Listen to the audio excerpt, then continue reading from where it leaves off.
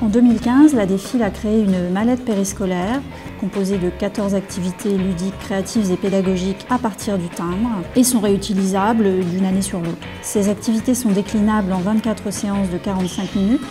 On va faire un jeu de domino. On va commencer avec le domino départ et ensuite vous allez chercher les indices sur les différents timbres pour retrouver la partie complémentaire du domino. C'est facile de se souvenir de ces plus célèbres édifices. Et c'est qui? C'est ça, Toulouse-Lautrec. Ah oui. C'est là que j'ai vu qu'ils étaient très réceptifs au timbre, alors qu'on pense parfois que ça peut être un objet ancien ou oublié.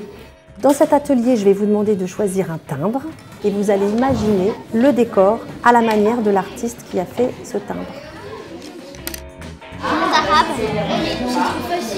On fait équipe. Dans le tour du monde à 80 jours, non seulement on joue collectivement, mais en plus on découvre des endroits. On ne sait pas du tout où ça se situe. Martin. Île du Pacifique et de l'Océanie. Ouais. On a vu les différents outils du philatéliste et les différentes étapes pour commencer une collection de timbres, ce qu'on pouvait collectionner. Les enfants ont parlé de leur propre expérience, ont amené leur petit collecteur de timbres pour les présenter aux autres. Et ça m'a surpris, parce qu'ils avaient vraiment une vraie passion pour le timbre. Il y a beaucoup d'enfants de ma classe qui collectionnent les timbres, une petite dizaine sur 27, c'est beaucoup quand même.